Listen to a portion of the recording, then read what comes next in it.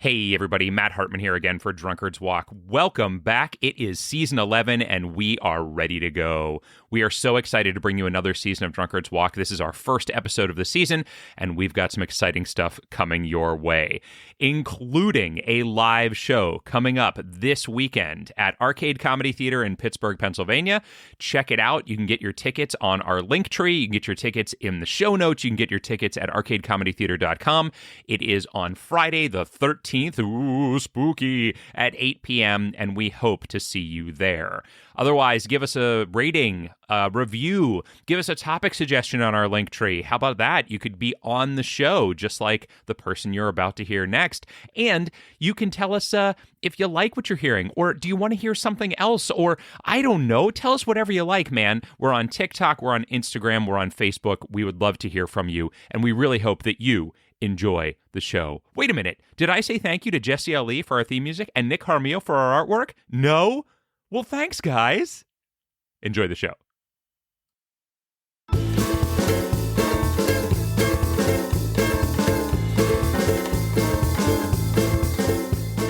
Hey, everybody. Welcome to Drunkard's Walk, the podcast. It's me. It's Matt Hartman. I'm one of the hosts of Drunkard's Walk, and we are back for season 11. Yay! Oh my gosh, it's been so long.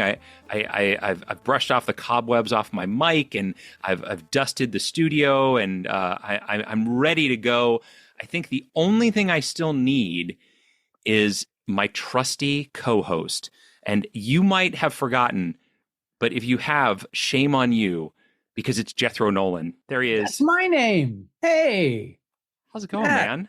I have been waiting on this Zoom call for months. Oh, I got an email about that you joined the call, but then it got knocked down to the bottom of my inbox, and I totally forgot about it. I'm sorry. Oh, yeah, I thought we were going to start re-recording right away and getting into it, and apparently that did not happen. So it's been a long time on this Zoom call. Yeah. So you haven't done anything else during this break? No, I've just been on this call because I didn't want to go away and then have you hop on the call and think that I had left. So I was worried that I would miss you, and I didn't want to disappoint you. So I've just been staying on. Oh gosh, I appreciate that so much. I really that's a lot of commitment to what to the podcast. I guess to me that's amazing, man. I really appreciate it. It's great. Yeah, you did though visit me in Pittsburgh at one point during that time. So how did you do? I was on my phone on the Zoom call. Okay. No, that makes sense. That was really a wellness check. I was making sure you were still alive because I was worried that you hadn't joined. So I drove out to Pittsburgh and right. Yeah. You should have said something at that time. I didn't want to be pushy or rude. No, I thought you would have seen me and then remembered, but it didn't happen. So that's fine. Right. No, that's fair. That makes total sense. Well, I'm glad that I finally jumped on here because I am so excited to start recording season 11 here. I just, we've been releasing some classic episodes for folks to listen to from way, way back, season 1, 2, 3, and I think the people are really jonesing for some new content, for some new material that's up to date and really, really ready to sink into 2024. You know what I mean?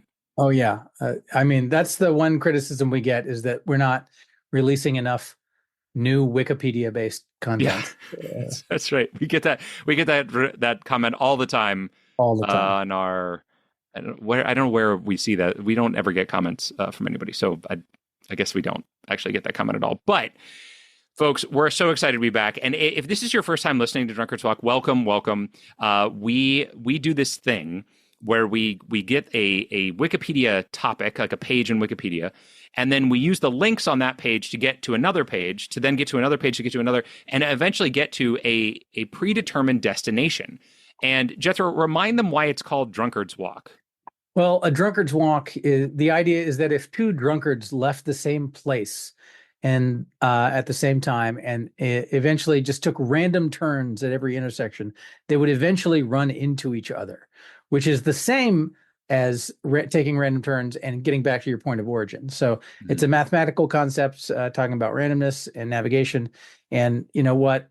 if that explanation doesn't make you laugh and smile at the same time, then I don't know what will. Yeah, Uh, we're dead if that's not the case. it's basically, let's get nerdy with Wikipedia, but also a little snobby academic patina on the top of it. Mhm. Really, that's our secret sauce. Yeah, it really is. It really makes the audience swoon. So we'll be doing that very thing in this episode here, and we're going to be starting at a one of our destinations from season one. So what we've been doing is using the destinations from season one as our starting points for the subsequent seasons. So if you remember, last season we started and ended at the Decameron. This season we will start and eventually end at Monster Cereals. That's Ooh. that. Yeah, that's where we're starting, and eventually at the end of the season, that's where we'll end. But where will we end in this episode? That becomes the question. And so we are very fortunate to have with us a guest, a listener to the podcast that we don't know. We have never met before until she jumped on the call just now, and we're very excited to welcome her. Hi, Anna. How you doing? Hi, thanks so much for having me. Oh, Welcome. absolutely. We so appreciate you wanting to be on as a guest for Drunkard's Walk. Yeah, it gives you an idea of how incredibly successful that this podcast is. That the idea of somebody we don't know listening to it is just something that we have to take a minute to pause and wrap our brains around. Yeah, yeah, it's amazing. And so tell us, how did you get introduced to Drunkard's Walk? How did you even find us? I think you've probably had a lot of people say this, but Escape This Podcast was my first introduction to it.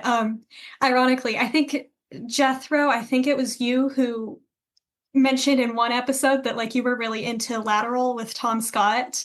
I got into that podcast like 6 months ago, and I had discovered Escape This Podcast through them, and then through Escape This Podcast, I discovered y'all. So just thought like, oh, it's another podcast that y'all have mentioned that I also enjoy, and so I figured Yeah. I'd share that little tidbit. There you Very go. cool. Yeah, it is fantastic. That podcast is great, and it's this little web of podcasts, which is amazing. Yes. So that's awesome. That's very cool. So so you listened, you enjoyed it, and you decided, hey, why not submit a topic and jump on, right? Yeah. So it really, I mean, I'm an author, and so I use Wikipedia a lot for research, or kind of just as a launching point for figuring out what to research. And actually, just the topic that I'm going to give y'all today is something that I encountered as I was researching something for the novel that I'm currently working on. Very Um, cool. just to tease that a little bit, but What kind of stuff do you write?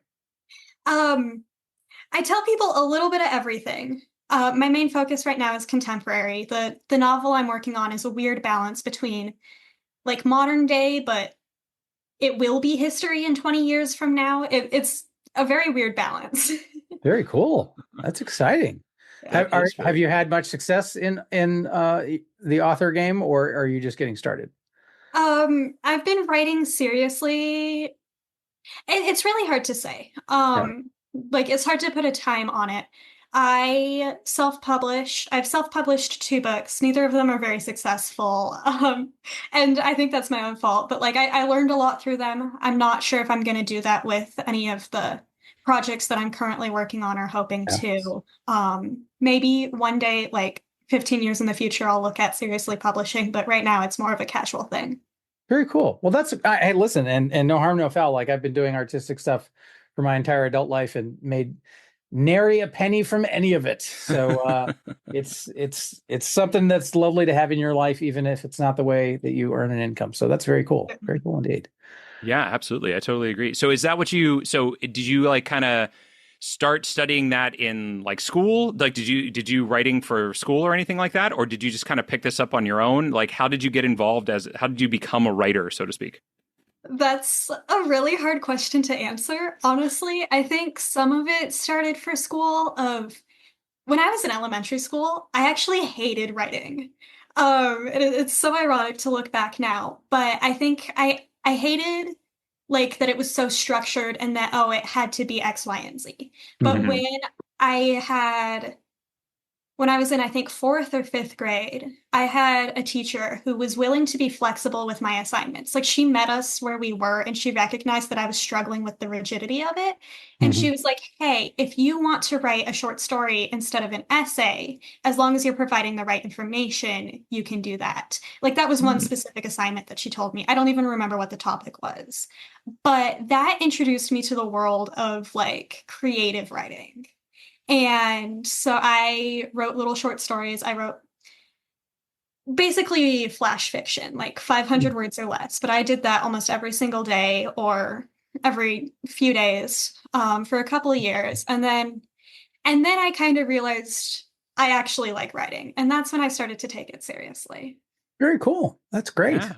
Yeah. Well, I'm glad that you had a flexible teacher. Too often teachers are, it's got to be like this, and that's kind of the antithesis of teaching.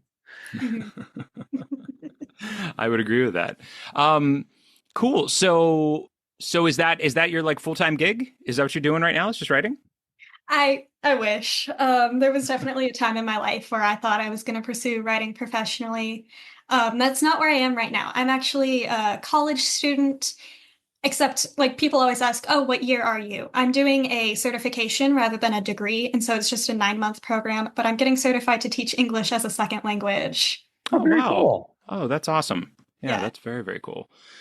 Well, good stuff. Well, and I guess I should ask you just generally, not specifically, we don't want to know your address, but where are you located? I'm in Colorado currently. Oh, okay. Okay. All Very right, nice. excellent. Very, very cool. It's Well, lovely let there. us let's jump into it here. Let's find out where it is that you will be sending us for this episode. Yeah, so I'm going to be sending you to the Wikipedia page about Unit 8200. Unit 8200. Yeah, so it's written Okay. out like the word unit and then 8200. Um, Okay. and it's Unit 8200 it's been described as the Israeli version of the NSA. And so Oh. it's associated with the IDF or the Israeli Defense Forces, but it's their like intelligence corps, or at least one of them. And the main thing they do is signal intelligence, and cyber intelligence or cyber warfare and stuff like that. Hmm. Um, but yeah, they're really interesting, and there's a really interesting, pretty comprehensive Wikipedia article about them. How Okay. did Unit 8200 get on your radar? Yeah, so as I mentioned earlier, this is like I encountered it in research for my novel of I'm kind of writing a novel that's set or that's kind of deals with the topic of the Israeli-Hamas war. Okay. And one of my characters, I was like, okay, well, I don't want him to be just like a standard IDF soldier because like I had a different character and I was already exploring that side. And so I kind of just went onto Wikipedia. And I think I went to the IDF or the Israeli Defense Forces. I went to their Wikipedia page and then just kind of started clicking hyperlinks on anything that seemed interesting to me. Oh, okay. And one of them, I don't remember exactly how I got there, but eventually I ended up at Unit 8200. And I knew that, oh, my character, he's really good with computers, so maybe this is something that would be good for him. And I just started Mm. researching it, and I kind of fell down that rabbit trail of this is actually really fascinating. And even though because it's intelligence and it's military and it's still going on, there's a lot of stuff that's classified and a lot of stuff that we don't know about. But the things Mhm. that we do know about, I find absolutely fascinating. Gotcha. Gotcha. Wow, that's amazing. Yeah, I've never heard of Unit 8200. Jethro, are you familiar with this at all? Oh yeah, but I can't really talk about it. Oh, okay. Okay. Yeah, right. You can't mention it or yeah, I understand. Well, that's fascinating. That certainly has no connection in my mind to monster cereals. So us getting there is going to be a bit of a challenge, I would think, Jethro, but I mean, what are you feeling here? Oh, I mean, I feel like the connections are obvious if you know where to look. Oh, Uh, okay. All right. Well, you know a lot more about it than I do, so you probably are seeing it all beautiful mindish in front of you right now. yeah, well, Boo Berry used to be a member of Mossad, so it's not Oh, too. sure, sure. I forgot about that. I forgot about that canonical piece of information. Well, this is awesome. So, Anna, I guess before we say goodbye and let you on your way, we have to ask you. We oftentimes will take a little drink as we're walking along here. Are you drinking anything this evening? Yeah, I have just a cup of tea right here. I was actually planning to go out to Starbucks or another local coffee shop and like get one of my like specialty drinks that I could come and talk about on the show. And then I got off work late and there was a huge snowstorm, and so I didn't really want to have to go driving around. So I'm just sitting here with my cup of peppermint chocolate tea. Well, that Oh, peppermint chocolate tea is special enough. That's lovely. yeah, I agree. I agree. That sounds awesome. I've had a lot of peppermint tea. I've never had peppermint chocolate tea. That sounds fantastic. Yeah, it was a birthday present, I think a year ago, and I still have some of it, but it's one of my favorite kinds of tea right now. Yeah, Nice. I'll have to check Yeah. it out. What Yeah. about you, Yeah. Matt? Are you having a beverage? I am, Jethro. You know, I mentioned earlier that you stopped by our house during our hiatus, and you were nice enough to bring along with you a bottle of bourbon whiskey straight from Michigan, from Dragon's Milk. So I'm drinking Dragon's Milk Origin with this amazing like scaled bottle. It's very, very cool looking thing. It is a 95 proof and aged 5 years. And I'll tell you what, Jethro, I enjoy it very much. So thank you for You're giving it quite to me. I believe that's because last season I may have bested you in our little competition there. So You did. thank You you did, for in it. fact. You're quite welcome. You're quite welcome. And what about you, sir? Having anything this evening? Well, you have not visited me in Michigan, and you No, I gave have me not. nothing. So I am All drinking true. a Smirnoff Ice Zero Sugar Red, White, and Berry, which is sickly sweet and terrible, but that is not going to stop me from finishing it. Okay. All right. Well, that sounds delightful. Cool. Well, Anna, thank you so much for doing this and for being on with us. We really do appreciate it, and we wish you the best of luck. And we'll be watching out for your novels. Thank you. Thank you so Thank you much so for much. having me. Thank All you. right. Cheers. All Take right. care. Bye. All right, there. Unit 8200. All right, now Jethro, before we get into this, there's a couple of housekeeping things that I need to deal with here, that is a pleasure to deal with because Jethro, guess what? What? We have new patrons. What? Yeah, it's true. It's true. Over the break, we got 1, 2, 3, 4, 5, 6 new Patreon subscribers. Can you Oh my believe it? God, we're blowing up. I know. And folks, if you want to join, you can go to patreon.com, look up Drunkard's Walk, and you can join as well. There are several different, what do they call them? Levels. Tiers of membership. Yeah. Yeah. Exactly. So I want to definitely call out, we have our 2 new paid members, because you can also be a free member of our thing. But if you do that, you're not going to get much out of it because we don't post a lot. We don't honestly post a lot, but if you're a paid member, you get like a shout out, like we're about to do now. You get a sticker at a certain level. You also get access to all of our like back catalog, some lost episodes as well. But I do want to call out Dan Cohen, who is at our $3 level, a short stroll from Australia. Look at that. Putting in 5 Australian per month, and our other new member is Angry Titmouse. Angry Titmouse. That's right. Angry Titmouse, also at the $3 level, the short stroll, coming in at €3 per month. So I'm not sure where Angry Titmouse is located, but there you go. And then we have several other free members that have joined too. So check us out on Patreon, and you too can get a shout out should you join at our lowest level there. That'd be great. That'd be amazing. Yeah. So thank you to those people as well. We really appreciate it because it does cost money to do this podcast. Believe it or not, we have to pay for like the Zoom and the use of the hosting for the episodes and everything like that. So it's always very helpful for us. Yeah, and now we can say that like we're a global brand. We got Australian listeners, we get European listeners. We're very sophisticated. We are that.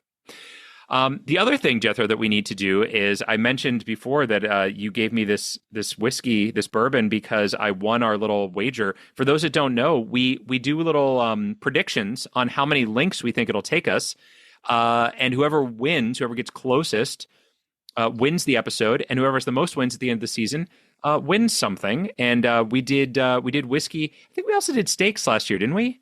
I haven't seen my steaks, but I think we might have done steaks too. We may have talked about steaks. I definitely have not delivered any.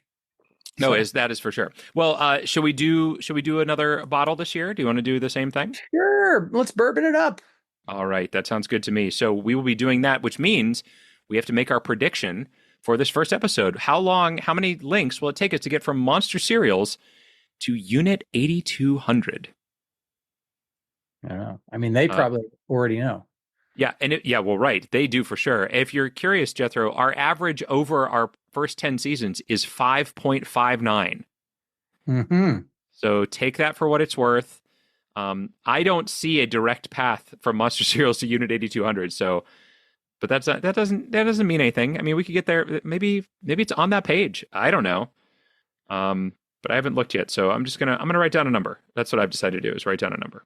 I have also decided to write down a number. Perfect. Then we're on the same page, the same Wikipedia page. Good one. Thanks. Look, it's that classic Matt Hartman wit that we have to look forward to. Back again, baby. All right. So Monster Cereals is where we are headed. This is a fantastic, I loved this page when we first went to it, because this is the page where we learned that Count Chocula has a first name. We did indeed. Was it on this page or was it on Count Chocula's page that we had to go to? I'm pretty sure it was this page. I think this is the page we had to go to was Monster Cereals. That's the page. Wasn't I thought our suggestion was Fruit Brute. No, it was Monster Cereals. It was Monster Cereals? Okay. Because I know that because we wouldn't be using it as our starting point if it wasn't one of our destinations from season 1. No, but I thought that Fruit Brute did not have its own actual page.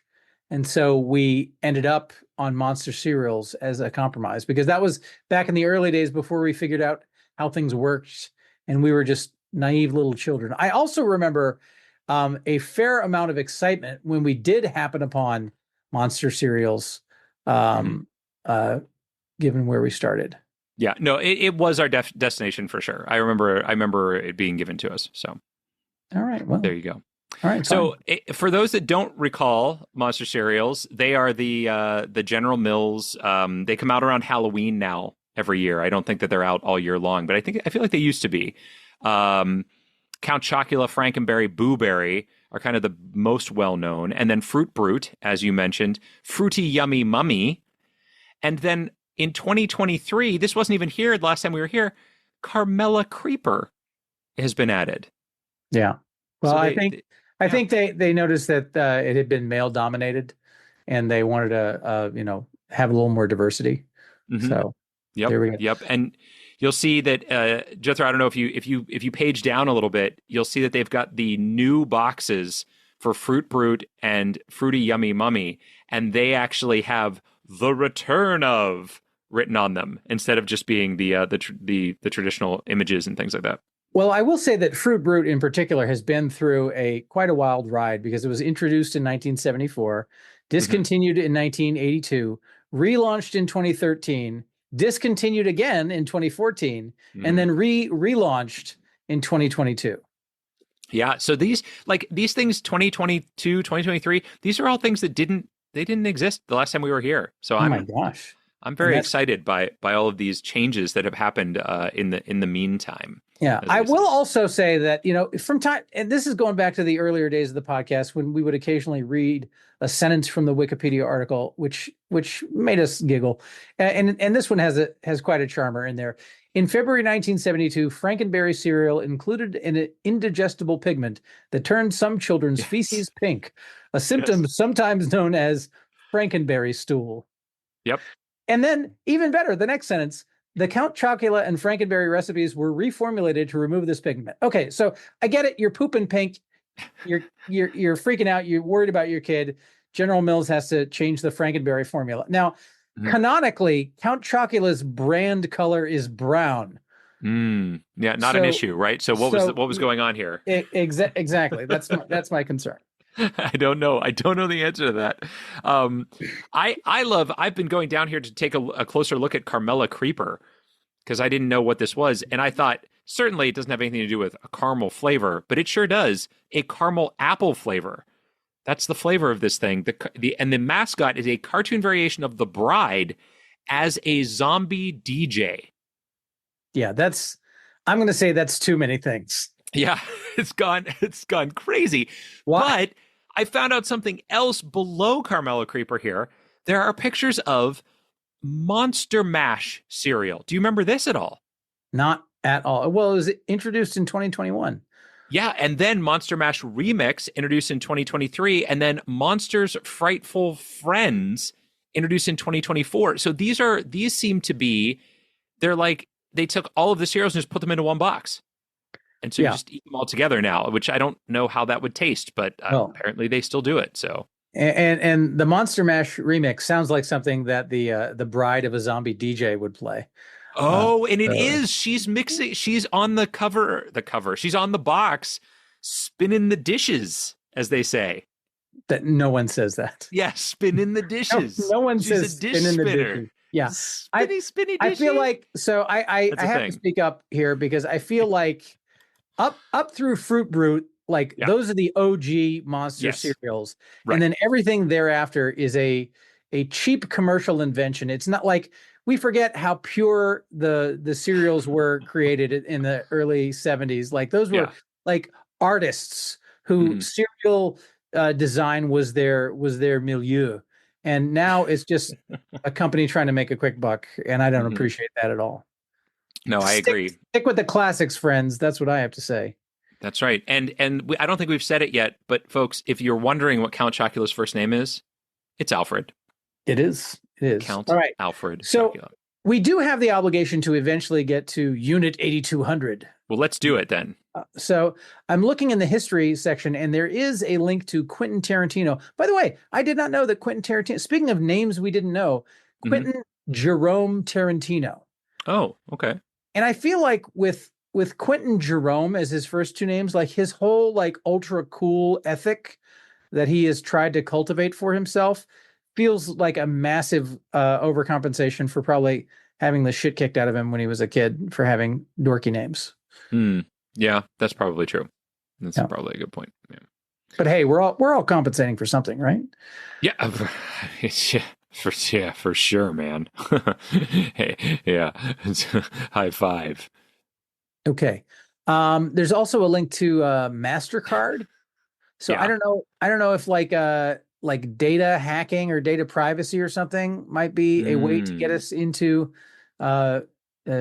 intelligence and intrigue in matters of that ilk. But MasterCard is a possibility I'm liking there.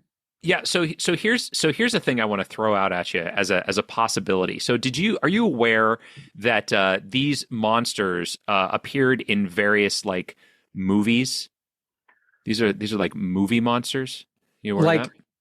I'm aware that that ghosts and vampires appeared in movies, but you're talking about Count Chocula and Frankenberry specifically. No, I'm talking about like Dracula, Frankenstein, Wolfman. The Universal Studios monster films. Yeah, exactly. So here's what I want to point out is that recently they did sort of a remake of The Mummy with Tom Cruise.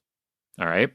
Now, follow me along here. Tom Cruise. Yeah, that's the one. That's the one where like Russell Crowe was supposed to be Dorian Gray or something like that. They had this whole universe planned, and it just utterly collapsed. That's right. But they made the Tom Cruise one, and Tom Cruise, very well known for being in Mission Impossible, which is all about intrigue and special ops and Secret Service type of things. I wonder if that might be a good path to get from The Mummy to Tom Cruise and then into Mission Impossible. Wow, it feels like it's a couple steps there. It is for sure, but you're talking about going through Quentin Tarantino or MasterCard. I feel like there's quite a few steps through there as well.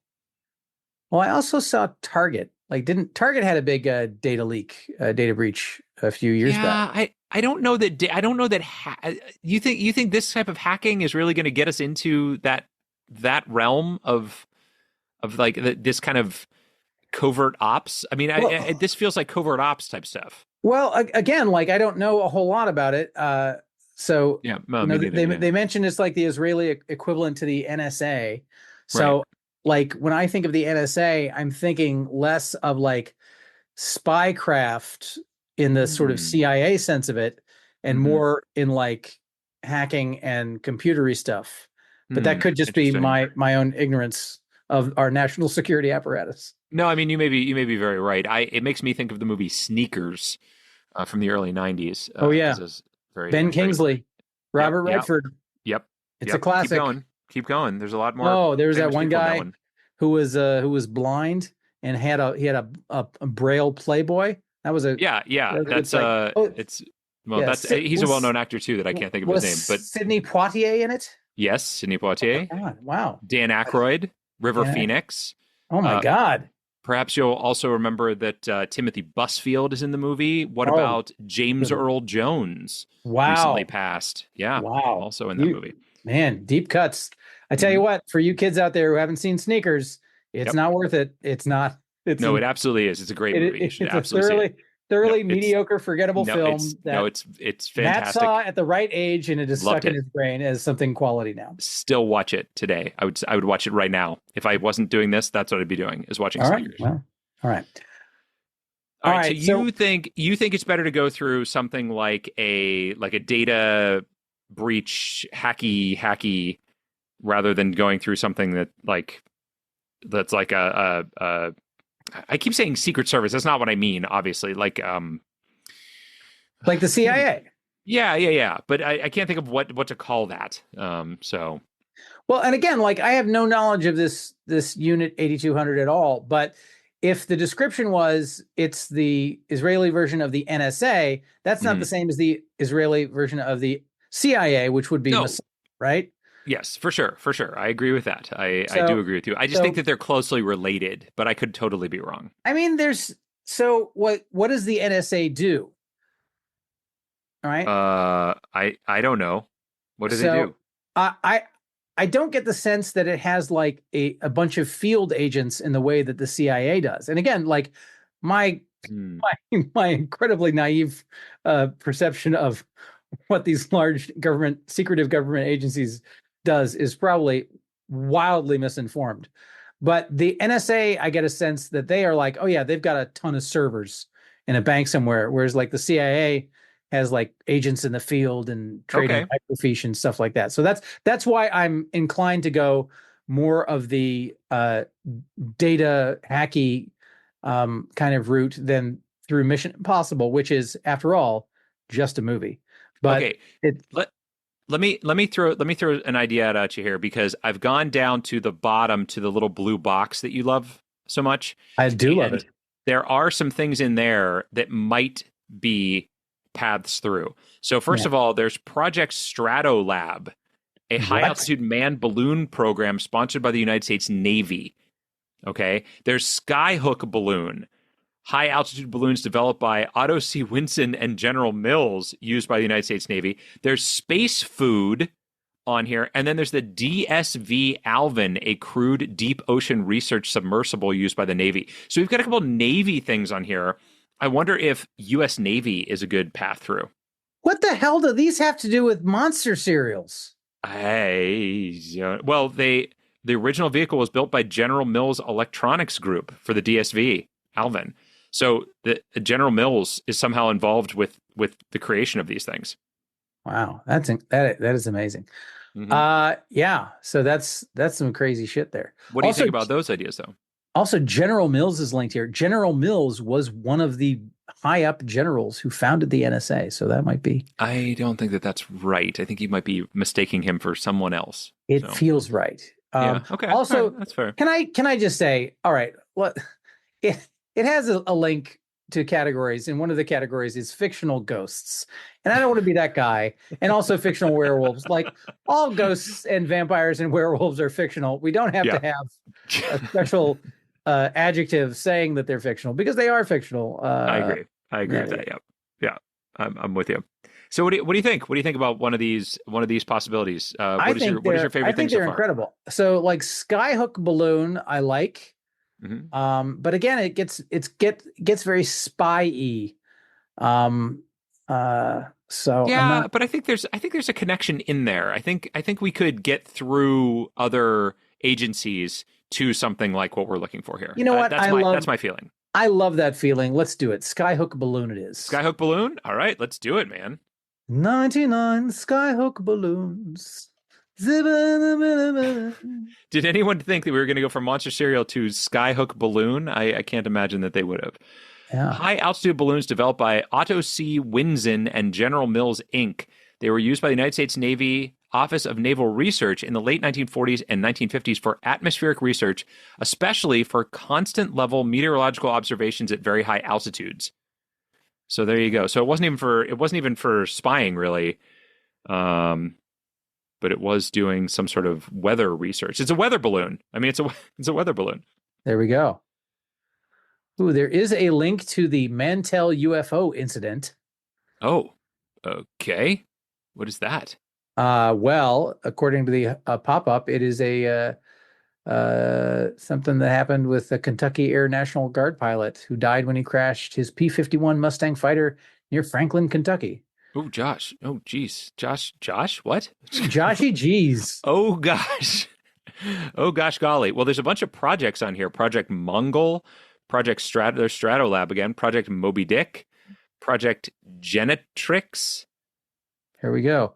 Ooh, the CIA is mentioned on Project Genetrix. I see that. Central Intelligence Agency. I mean, I sort of like it, but as you say, the CIA is not the NSA, so, maybe it's not the way to go. But there's nothing else on here that I'm seeing that feels, I don't know, Deacon rockets, maybe? Yeah, but I mean, like, I feel the whole point of getting into like Navy aerial experiments is to get us more into the that world. Yeah, no, I don't disagree. Yeah, I mean, I feel like Project Genetrix, which references the CIA on its little blurb, is probably the way to go. Versus just going to something like the United States Navy. Yeah, because we've been caught down in the federal bureaucracy before in terms of like, there's just a whole lot of stuff out there. We have indeed. All right, let's do it. What were you, Genetrix? Genetrix. Is this going to be too specific? My concern is going to be too specific, but let's see. Let's see what happens. Genetrix are for kids. So there is absolutely a link to the Central Intelligence Agency. There is a link to surveillance balloons. Ooh. So yeah, there's absolutely some cool stuff out there. Yeah. There's NATO. There's Project Skyhook. That's where we just came from. There we go. Espionage. Espionage is linked on here. Ooh, Daddy likes. Yeah, it says espionage, spying, or intelligence gathering, the act of obtaining secret or confidential information. I wonder if that's the way to go. Oh, that's a pretty good thing there. Yeah, I kind of like it. Luna 3 is on here. The Moon is on here. Raven Industries, an American company. That's so Raven. Agriculture products. Yeah, it is so very Raven. Where is this? Where's the link to espionage that you mentioned? Espionage is up under history, initiation and testing, authorized by President Dwight D. Eisenhower on December 27, 1955. Project 119L was the first espionage use of the balloons that had been tested in previous projects, such as et cetera, et cetera. Now, do we feel like espionage is better than Central Intelligence Agency? It is a more general topic, which I know sometimes works against us, but my hope would be that espionage would take us into like the types of, because we've already said that the CIA does not match this unit 8200, right? And I mean, so from what, like, listen, we've both have like a 2-sentence understanding of what unit 8200 is. Yeah, you're right. So I don't know. I mean, I guess I don't know. I don't know which is going to be better here. I would go for espionage just because it's going to be a bigger topic. But Central Intelligence Agency is probably going to be pretty large page also because it's the CIA, for God's sake. Yeah. So I feel like espionage is conceptual and abstract, and there might be some concrete examples on that page. But the CIA is a real thing. So, like, for the same reason that I don't think the page for music is going to be as long as the page for the Beatles. You don't think, huh? Okay. I don't think. So I would argue for the CIA. Also, like, who knows what's on their Wikipedia page? There could be all sorts of cool shit. There could be. Unless you're afraid. Are you afraid? Are you afraid of uncovering some things you'd rather not know about, Matt? Maybe. And then you have to live a life on the lam. because to know things. you Yeah, you uncovered CIA secrets that they foolishly allowed to be published on their Wikipedia page. On their Wikipedia page. All right. Yeah. All right. Let's do it. Let's find out. Let's find out what they've got on their Wikipedia page. All right, let's do this. My goodness, known informally as the agency, metonymously as Langley, and historically as the company, is a civilian foreign intelligence service of the federal government of the United States. Look at this. Wow. This is fantastic. It is a long page. Yeah. So there you go. It is. Yeah, there's a lot of stuff on here. Yeah. Well, I already see Germany's Federal Intelligence Service linked on here. Yeah. Where's that linked? It's up in the very beginning. It's like in one of the like maybe third, fourth paragraph down. Okay. In the very initial thing. There's parent agencies, child agencies. There's a lot on here, man. The George Bush Center for Intelligence, which we all made fun of during George W. Bush's. You remember when George Bush was like the worst it got? Boy, do I ever remember that. Those were the days. Folks, we're recording this on November 6th.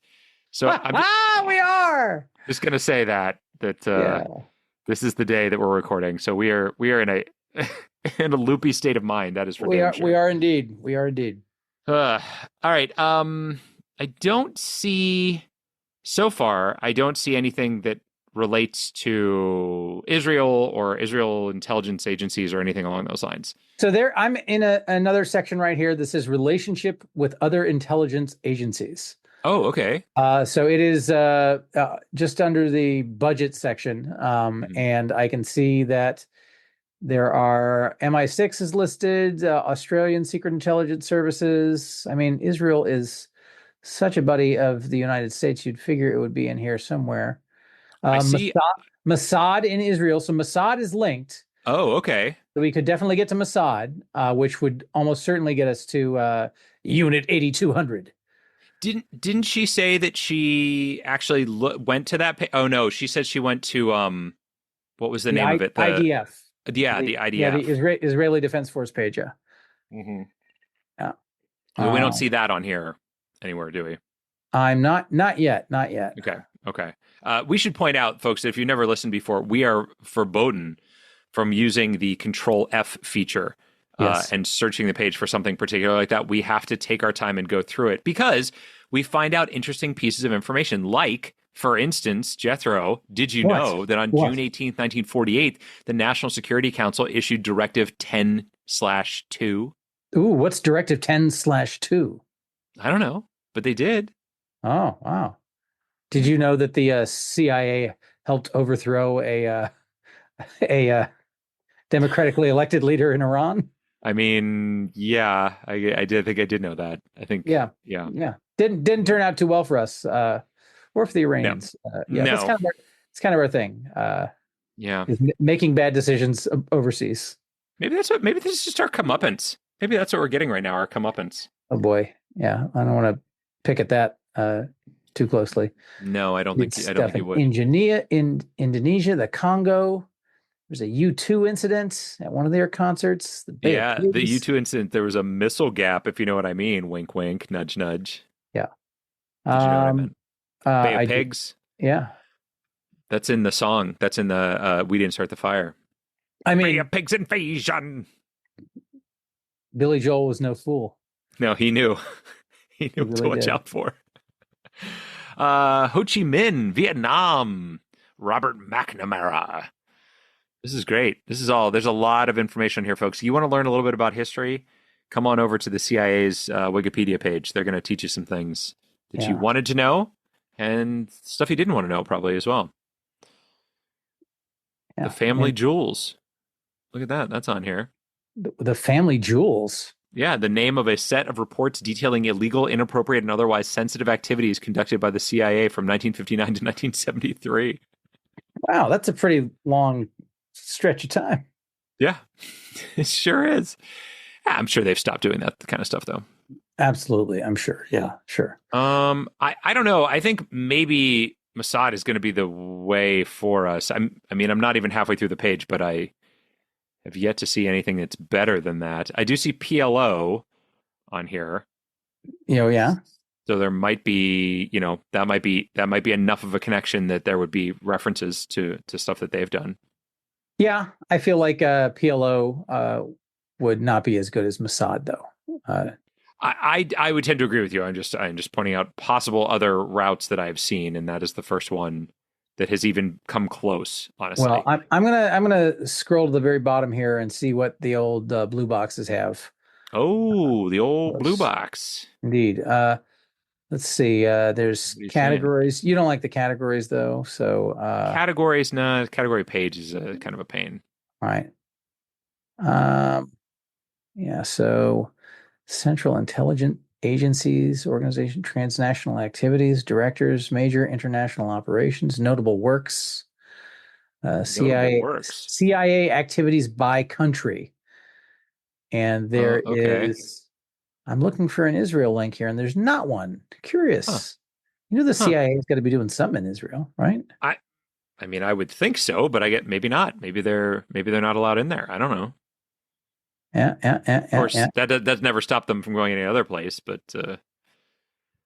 okay, here we go. Here we go. Oh, what do you got? So the purple box is here. If you expand the National Intelligence Agencies thing, there's a whole list of things, and Mossad is listed there, and that's it.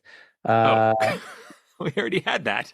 Yeah, but there's other ones. There's also domestic intelligence, and I'm not seeing anything for Israel there. Okay. Wait, no, Shin Bet is listed for Israel there. There's also military intelligence, and Israel has Amman in that one. There's signals intelligence, and Israel has so it is a signals intelligence agency, because there it is under the signals intelligence section of the National Intelligence Agency's purple box at the bottom. Under Israel, there is a link to Unit 8200. You are kidding me. On this page. I kid you not. Holy cow. All right, so I got to scroll all the way down to the bottom to find this, huh? Yeah. So if you expand the purple boxes, the section for National Intelligence Agencies, and scroll down to the signals intelligence, that gives us the answer that we are looking for, my friend. Signals intelligence. And indeed, there it is. It just says 8200. I see. It is the counterpart to the NSA in the United States. So let us click upon it. Yeah, let's do it. We have found it. It is the Unit 8200, an Israeli intelligence corps unit of the Israeli Defense Forces, responsible for clandestine operations, collecting signal intelligence, or SIGINT, and code decryption, counterintelligence, cyber warfare, military intelligence, and surveillance. Well, there you go. And Jethro, don't read too much about this, because next week we're going to be starting on this page, and I don't want you to have too much information to help you do your guess. But we did it. We found it. And I'll tell you what, man, I did not think we would get there as quickly as this. I really thought there was a larger gap between Monster Serials and Unit 8200. But that's not the case. We got there, Jethro, in 4 links. And I will tell you, it's only 4 links. I'll tell you, I guessed 6 links tonight. You guessed 6 links. That's right. What'd you say? Matt, I guessed 4 links. I guessed 4. I got it on the nose. Get out of here. I was going to guess 8,200 because I thought that would be hilarious. But then I was like, no, I want to get it right. I want to win. Because I lost that season, so I need to get back on the game. That is ridiculous. You got it right on the nose. I am impressed. I will admit, I thought of writing a lower number, but then I was like, nah, there's no way. There's no way we're going to get there that quickly. So I'll put something that's more reasonable, and too unreasonable, as it turns out. Well, Jethro, well done. Congratulations. This is so great to be back for season 11. I'm so excited. We've got some fantastic guests lined up. And folks, in this week, at the end of this week, on Friday, I know this is coming out on Tuesday, but on Friday of this week, you could go to Arcade Comedy Theater in Pittsburgh, Pennsylvania, and you could participate in a Drunkard's Walk live recording. How exciting would that be? Amazing. Yeah. So check it out. Go. I will try to put the link in the show notes for tickets. You can also go to arcadecomedytheater.com and get your tickets to the show. Come on out, be part of that crowd. It's going to be a great time. We're going to have a very special guest. I'm not going to tell you who that is, but if you find the information, you'll see it. So I guess I might as well just tell you, right? That's stupid to not tell you. It's on the poster. It's Rick Seaback, folks. It's Pittsburgh legend, Rick Seaback. You held out as long as you could, Matt. I did. I tried to, but they forced it out of me. And guess what? We'll also have superfan Dave Foreman in the show as well. He will be doing some scrolling for us. He'll be up in the booth and he'll be recording, but we hope that you can make it. And folks, but don't worry, if you don't make it, you'll be able to hear that episode. We will be releasing it this season as well. But being there is going to be better because there'll be some extra stuff. We'll do some fun things, maybe a giveaway. Jethro, could we do a giveaway? I love it. All right, let's do it. Let's do a giveaway as well. I'm not even going to tell you what we're going to give away because we don't know yet, but it's going to be great. It's going to be a blast. We hope to see you there. Jethro, I'm so excited to record season 11 with you. How are you feeling? I'm very excited. I can't wait. All right, this is going to be a blast. So we hope you'll join us again next week, everybody. And for now, goodbye. Take care. Goodbye. Bye.